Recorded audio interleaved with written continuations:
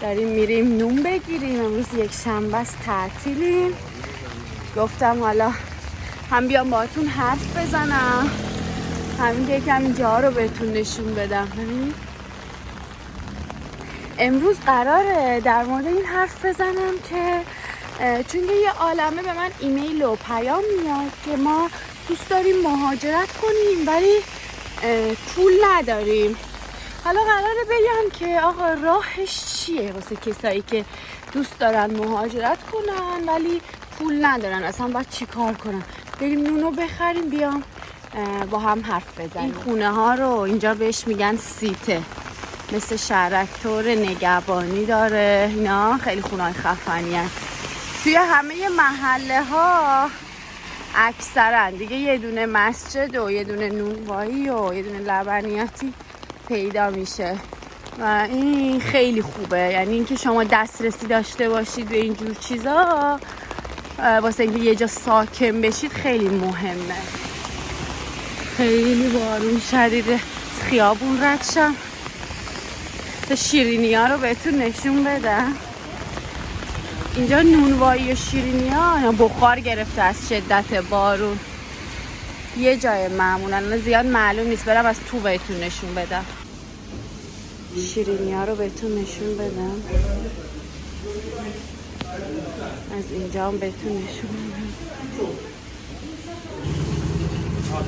تشکر دلی. من رو بهتون نشون بدم. 2 tane pide. Temassız yapacağım.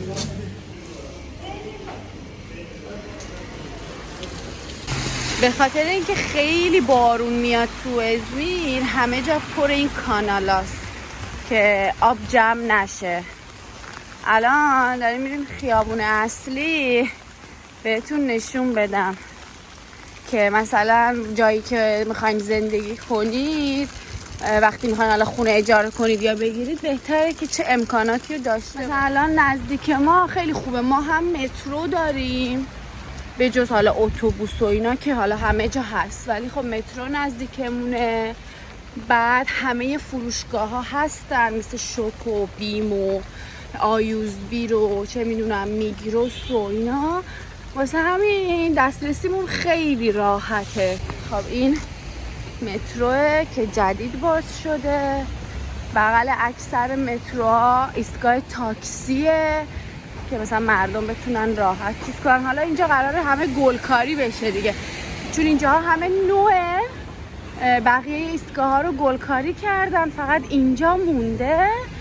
بعد یه عالمه هم نیمکت زدن، بعد این شبا این چراغا روشن میشه، خیلی قشنگه. نیمکت زدن یه مردم بتونن بشینن. این رستورانم اگه اومدید ازمیر حتما برید شعبه‌هاشو، خیلی غذاش خوبه. الان یکم بارون کمتر شد، یهو یه جوری بارون میزنه انگار شلنگ آب رو سرت وا کردن، ولی یهو مثلا یه هفته در پشتم میزنه، دقیقا مثل شمال میشه. این شعبه اینم یه دونه رستورانه که چیز میده، پیده و غذای ترکی میده. الان دم خونه ماست، داره بازسازی میکنه، برند معروفیه. جای دیگه ترکی هم هست، شهرهای دیگه هم هست. این چجوری ماشین رانندگی میکنن تو آبا. از وقتی مترو زدن این ایستگاه هم جدید زدن اینجا. قبلا یه دونه قبل 4 راه بود دیگه نبود تا اون جلو، ولی یه دونه هم جدید زدن که خیلی خوب شده. این هم یه برند دیگه پیده و ایناست. اینا یعنی همه جای ترکیه هست. تابلوشو بهتون نشون میدم. اینا هم مثلا خیلی معروفن که مثلا اگه یه وقت خواست پیده و اینا بخورید میتونید اینجاها این برنده رو با خیال راحت برید. ببینید بالای کوه، ما الان به جنگل نزدیکیم. الان مه اونجا جمع شده، خونه های روی کوه رو میبینید. خونه ها رو همه رو هی دارن میسازن. خیلی از ایرانی ها تو اون ساختمونا میرن خونه میخرن. قیمتش به نسبت این پایینا مناسب تره، ولی خب خونه ها همه اکثرا نوسازه. بعد ولی خب ویوهای خیلی خوبی داره، یعنی هم ویو جنگل دارن هم از بالا ویو دریا رو دارن.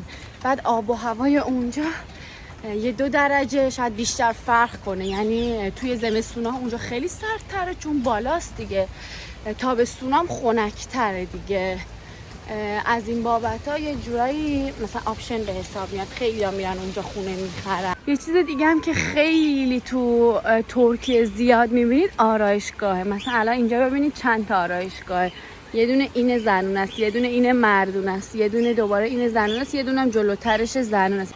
یعنی تو یه دونه کوچه 4 تا آرایشگاهه. یعنی اینطوری فکر نمی‌کنن که الان اینجا یه آرایشگاه ما نباید به آرایشگاه بزنیم چون مشتریامون مثلا کم میشه و اینا. معتقدن که یه جا باید بشه که حالت رقابتی پیدا کنه که مثلا بتونن رقابت کنن و مشتری جذب کنن. خب ما الان صبحانمون رو حاضر کردیم، 2 تا نونو گرفتیم 40 لیر. اینم صبحانه ترکیه، جای همه شما خالی. ما کارامونو کردیم، صبحانه خوردیم. والا اسمش صبحانه بود ولی صبحانه و نهار یکی بود، به خاطر اینکه ما معمولا یکشنبه دیر از خواب بیدار میشیم، جفتشو یکی میکنیم. کارامونو کردیم، گفتم بیام بشینم بحثمون رو شروع کنیم در مورد اینکه کسایی که همش تو ذهنشون اینه که مهاجرت کنن، دوست دارن به یک کشور دیگه برن ولی دغدغه‌شون اینه که ما پول نداریم پس نمیتونیم مهاجرت کنیم. خب همه ماها یه سری دوران رو میگذرونیم، مثلا مخصوصا تایمی که دانشجوییم یا میخوایم دانشجو بشیم یا فارغ التحصیل بشیم و اینا، یه سری دغدغه ها داریم. الان متاسفانه این قضیه بیشتر دیده میشه که جوونا، حالا پسرها یه طرف دغدغه سربازی دارن و پول در آوردن و نمیدونم تشکیل خانواده و اینجور داستانا، دخترها هم حالا درست دغدغه سربازی ندارن ولی اونا هم الان یه جوری شده که دخترها هم همش نگران آینده‌ان و مستقل شدن و این مسائل. ولی خب به جای اینکه این موضوع حل بشه، من خیلی متاسفانه دیدم که رفتن رو فاز اینکه یا افسرده بشن یا برن معتاد بشن. معتاد منظورم به مواد مخدر نیست، معتاد به گیم میشه، به کافه رفتن میشه، به چه میدونم الکی چرخیدن میشه اینا. یعنی یه سری کارهای اینطوری که یعنی فکر میکنم افسرده شدن و معتاد شدن و ول چرخیدن راحت ترین کار باشه تا اینکه بشینن فکر کنن واقعا باید چی کار کنن و این موضوع حل کنن. که متاسفانه حالا جامعه است، مشکلات خانواده است، همه اینا باعث شده که قشر زیادی از ماها یعنی جوونا به این سمت و سو برن به جای اینکه بشینن فکر کنن چطوری حلش کنن. حالا من میخوام تجربه و فکر خودم رو بگم، اگه شما هم تجربه و فکری دارید، حالا یا موافقید یا مخالفید، بهتره که بشینید پای حرفای من، شما هم نظرتون رو کامنت کنید. خیلی خوب میشه ویدیو رو تا آخر ببینید، از تجربیاتتون بگید. اگرم که ویدیو رو دوست داشتید حتما لایک و سابسکرایب کنید. این لایک و سابسکرایب واقعا تایم کوچیکی از شما میگیره ولی برای من خیلی مهم و ارزشمنده. پس بزن بریم که شروع کنیم ببینیم داستان از چه قراره. خب اول از همه میخوام یه چیزی رو بگم. درسته که مهاجرت کردن با پول خیلی راحت تره ولی خب بدون پول هم به این معنی نیست که کسی که پول نداره نمیتونه مهاجرت کنه. اول از همه ما واقعا باید دیدمون رو به این موضوع باز کنیم، یعنی آگاه باشیم. یه واقعیتی وجود داره، همه ما وقتی مهاجرت میکنیم، حالا چه ترکیه باشه چه هر کشور دیگه، معمولا تا 2 سال اول یه سری درگیری‌ها داریم. مثلا خونه اجاره کنیم، اجاره خونه بدیم، کار پیدا کنیم، پول در بیاریم، پولمون رو از دست ندیم. به واسطه این چالش ها، این دغدغه ها، به واسطه اینکه ما وارد یه جامعه جدیدی، کشور جدیدی میشیم، خب محدود میشیم. از این بابت که با خانواده هامون دیگه اون ارتباط رو نداریم، نمیتونیم ببینیمشون.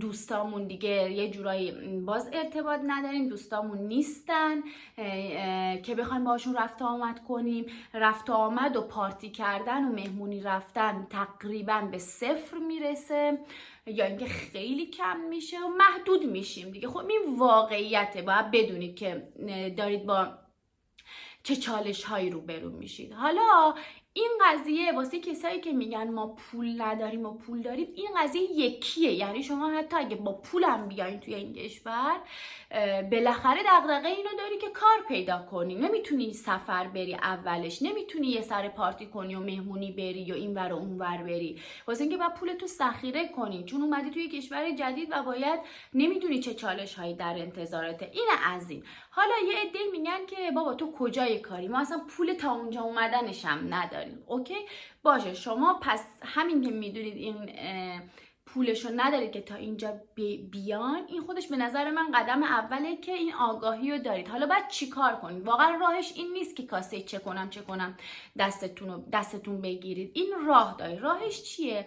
به نظر من اگه شما واقعا هدفتون مهاجرت کردنه و قصدتون اینه که از ایران بزنید بیرون، همون 2 سالیو که قراره بیان اینجا درگیر چالش بشید، این 2 سالو فرض کن مهاجرت کردی و نمیتونی مهمونی بری، مسافرت بری، نمیتونی یه سر کافی شاپ و رستوران بری، نمیتونی پارتی کنی. بیا و این 2 سال همه اینا رو بذار کنار، مثل کسی که مهاجرت کرده و بجاش بشین یه مهارت رو انتخاب کن، یاد بگیر. این مهارت میتونه ادیت باشه، طراحی گرافیک باشه، چه میدونم کار فنی باشه، هر چیزی که بالاخره حالا یا خودتون دوست دارید یا مثلا یه مهارت کوچیکی دارید، اینو واقعا به اندازه‌ای برسونید که این یه مهارت بشه که شما بتونید از این مهارت کسب درآمد کنید و کشور هدفتون رو انتخاب کنید و توی این 2 سال برای اینکه به اون کشور میخواین مهاجرت کنید، خب باید زبانش رو بلد باشید، زبان اون کشور رو یاد بگیرید، حالا یا آلمانی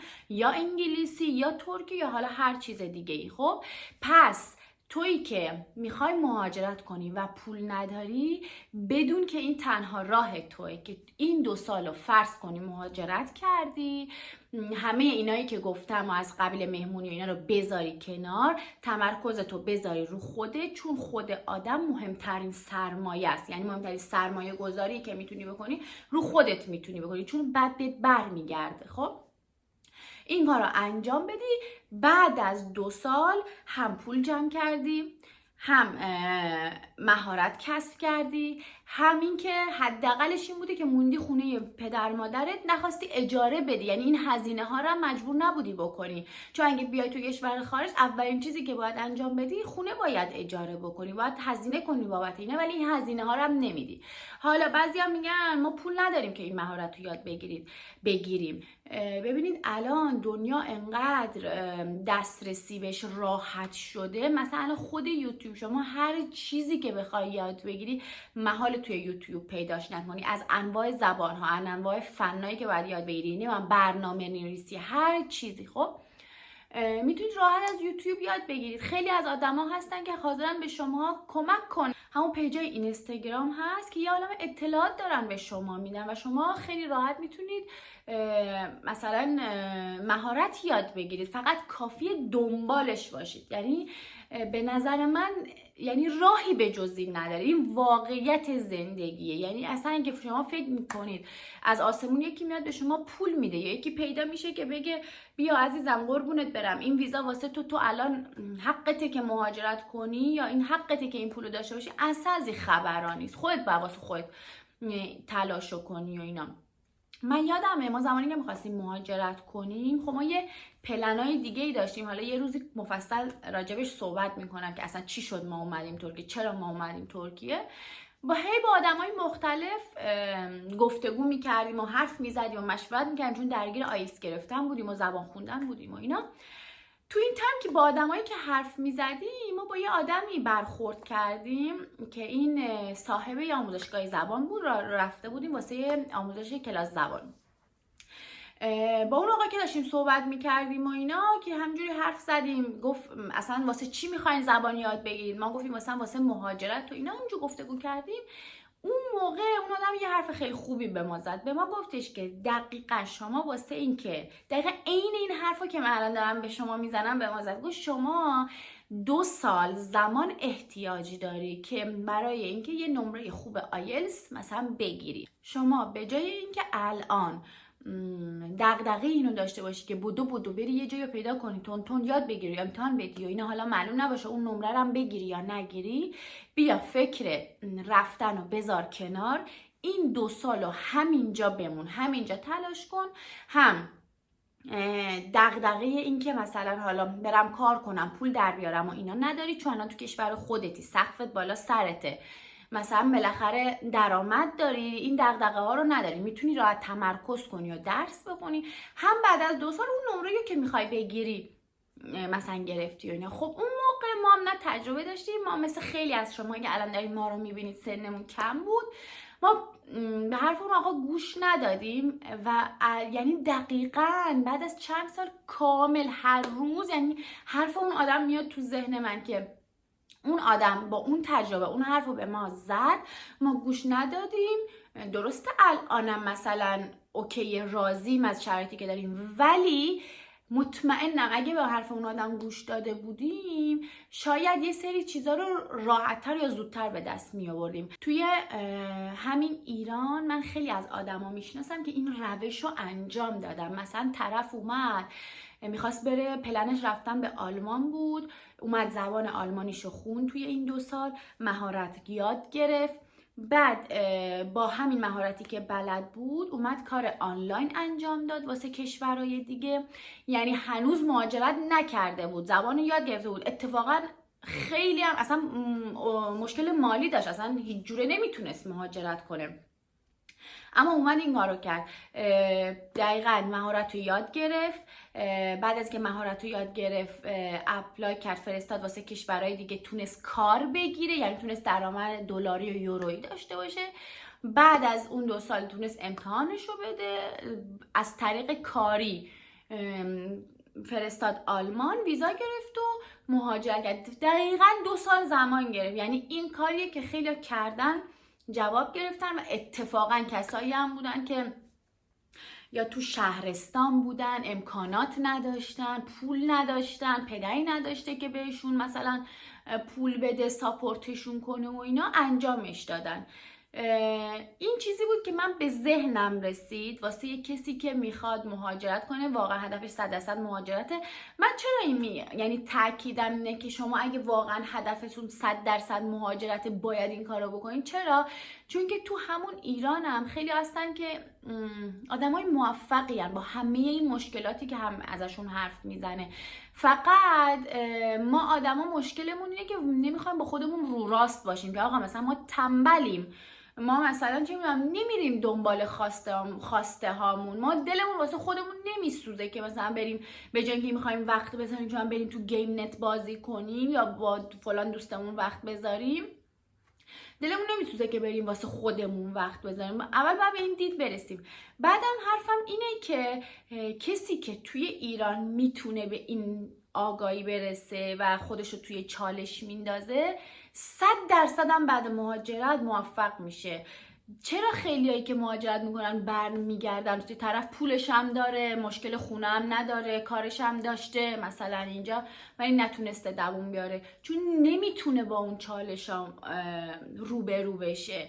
پس مهاجرت فقط صرفا اون اومدنه نیست. خیلیا بودن که با همون پولی که شما فکر میکنید الان اگه داشتید میرفتید میترکونید، اون پولو داشتن اومدن نترکوندن و برگشتن چون نتونستن با چالش ها مثلا روبرو بشن. حرف من دقیقا اینه، واسه همینه که من دارم تاکید میکنم اگه آدم مهاجرتی، اگه آدم چالشی، این مسیر رو از خود ایران شروع کن، خودتو اونجا محک بزن، بذار بالا پایین رو تو کشور خودت احساس کنی تا توی کشور غریبه، چون توی کشور خودت خیلی از چیزها رو میدونی، خیلی از داستانها رو واقعا نداری، خیلی راحت تر میتونی یه سری چیزها رو پشت سر بذاری. هزینه ها خیلی ارزون تره، هزینه انرژی، هزینه خدمات. وقتی میای کشور دیگه متوجه میشی که مثلا چه میدونم تو میخواستی زبان آلمانی، زبان ترکی یاد بگیری، توی کشور خودت میتونستی با 1 میلیون یاد بگیری.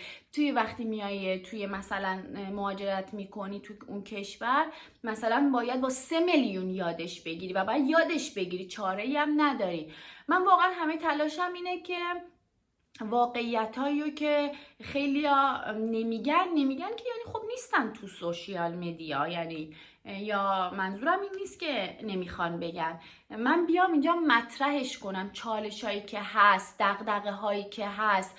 میخوام بگم که واقعا هر کی بخواد میتونه مواجه کنه. من واقعا ناراحت میشم، واقعا دلم میسوزه که الان یک عالمه جوون با استعداد، یعنی اون تایمو میتونن یک عالمه کار کنن. من خودم به خیلیا تو ایران گفتم یوتیوبو شروع کنید. یوتیوب خودش یه پروژه 2 ساله است که میتونه برای شما یه چالش باشه که حداقل به خودت ثابت کنی یه کاری میتونی تا تهش بری. خیلی ما از این مشکلات داریم که نمیتونیم یه کار رو تا تهش انجام بدیم، ولی وقتی مهاجرت میکنی فکر کن مثلا یه عالمه از این داستانا داری، بعد چالش خودت هم داری که این مشکلات هم داری که مثلا باید با تنبلیت کنار بیای، باید فعالتر باشی، اکتیوتر باشی، باید تحقیق و جستجو رو یاد بگیری. اگه واقعا بازم تاکید میکنم هدف مهاجرته، خودتو بشناس، دوست داری چه مهارتی یاد بگیری، یه مهارت رو تا تهش برو، به حرف بقیه اصلا گوش نده که بقیه چی میگن. هر کی اومد به تو گفتش که فلان کارو نکن یا فلان کارو بکن، اولین چیزی که باید بیاد تو ذهنت این که اون آدم خودش کجای زندگی وایستاده، یعنی واقعا اون آدم صلاحیت اینو داره که به تو بگه این کارو بکن یا نکن. اصلا مهم نیست اون آدم کی باشه، بزرگتر باشه، کوچیکتر باشه. بعداً به حرفش گوش بده، بعداً به حرفاش فکر کن. امیدوارم که حرفای من بتونه نوری باشه واسه مسیرتون، واسه راهتون. واقعا اگه دارید یه مسیری رو شروع میکنید راجبش تحقیق کنید، ایمان داشته باشید که میتونید انجامش بدید، چون اگه نمیتونستید انجامش بدید اصلا نمیومد تو ذهنتون. مطمئن باشید، به تواناییاتون شک نکنید. چیزی که خیلی مهمه زمانه، اصلا استرس نگیرید. اصلا مهم نیست سنتون چه سنی باشه. واقعا الان مثلا خیلی دغدغه‌ای دارن که ما سنمون گذشته و اینا، اصلا اینجوری نیست. اگه واقعا هدف داشته باشید، براش برنامه‌ریزی کنید، میتونید بهش برسید. ویدیو رو بیشتر از این طولانی نمی‌کنم. امیدوارم خوشتون اومده باشه، مفید باشه براتون. تو هم اگه نظری، فکری، حرفی داری حتما کامنت بذار. به امید موفقیت تک تکتون. شاد باشید و خدا نگهدار.